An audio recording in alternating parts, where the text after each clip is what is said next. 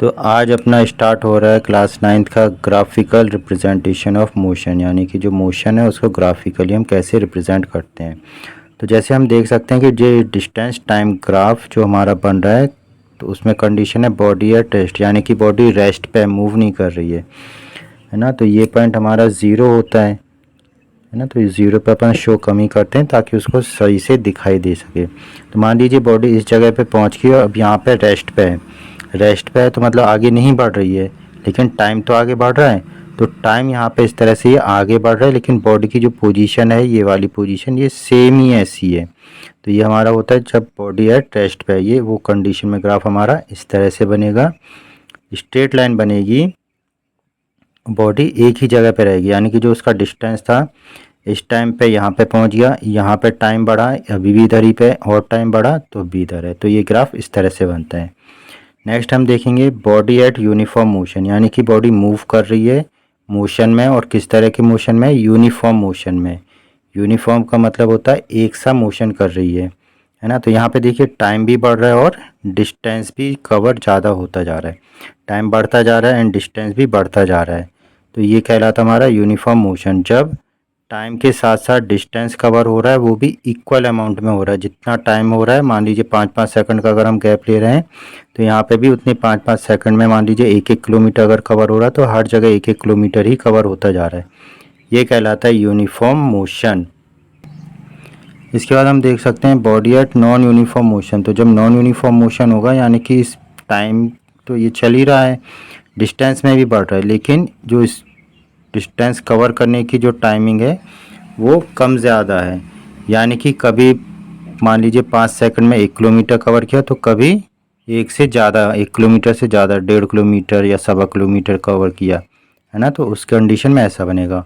और ये वाला कैसा ग्राफ है, यहाँ पे भी डिस्टेंस है, यहाँ पे भी टाइम है, लेकिन यहाँ पे स्पीड कम भी हो रही है।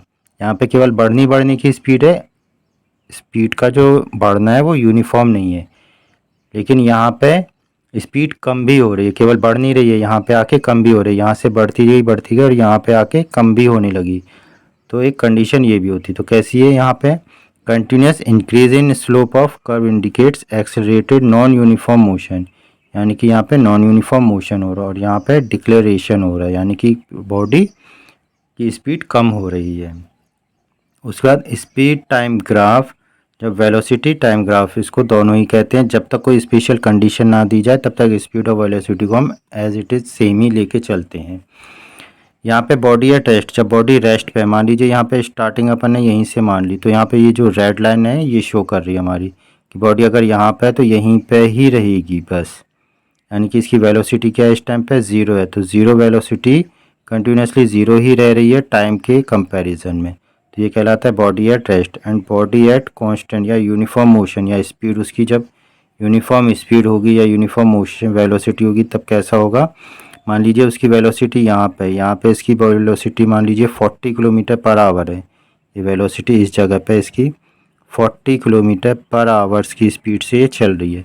तो यहाँ पे कंटिन्यूसली 40 किलोमीटर ही चल रही है हर जगह पे। मान लीजिए यहाँ पे 5 सेकंड है, तब भी ये 10 सेकंड, 20 सेकंड, 1 घंटे, 2 घंटे में भी यहाँ पे सेम स्पीड चल रही है। तो ये जो ग्राफ बनता है वो इस तरह से बनता है, जब यूनिफॉर्म स्पीड चल रही है, यानी कि एक सी स्पीड ही चल रही है लगातार। तो इसका इस तरह से पैरेलल लाइन, जो ये वाली एक्सिस है, इसके पैरेलल में इस तरह से बनेगा ना। नेक्स्ट ग्राफ में हम देख सकते हैं कौन सा ग्राफ है, speed time graph when speed change at a uniform rate और यूनिफॉर्म एक्सेलरेशन और नॉन यूनिफॉर्म मोशन। ठीक है, तो हमेशा याद रखिए यूनिफॉर्म जब भी होगा तो इस तरह से स्लोप टाइप का ही हमारा ग्राफ बनता है।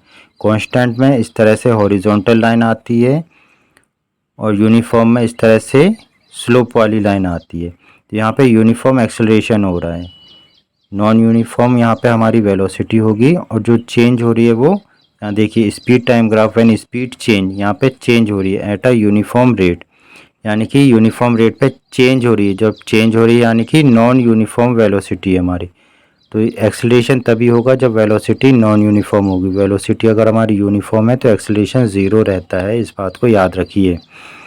ये कैसा है, यूनिफॉर्म रिटार्डेशन, यानी कि यहाँ पे स्पीड कम हो रही है, सेम चेंज हो रहा है एंड रिटार्डेशन हो रहा है, यहाँ पे स्पीड डिक्रीज़ हो रही है।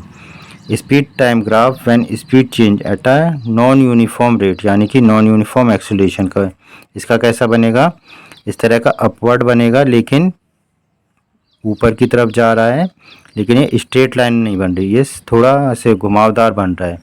तो जब भी नॉन यूनिफॉर्म होगा तो इस तरह से घुमावदार होगा, वो चाहे मोशन हो, आपका वेलोसिटी हो, एक्सेलरेशन हो, कुछ भी हो, यहाँ पे ये थोड़ा सा घुमावदार बनता है ना। तो आई होप आपको ये ग्राफिकल रिप्रेजेंटेशन समझ में आया होगा कि किस तरह से करना है।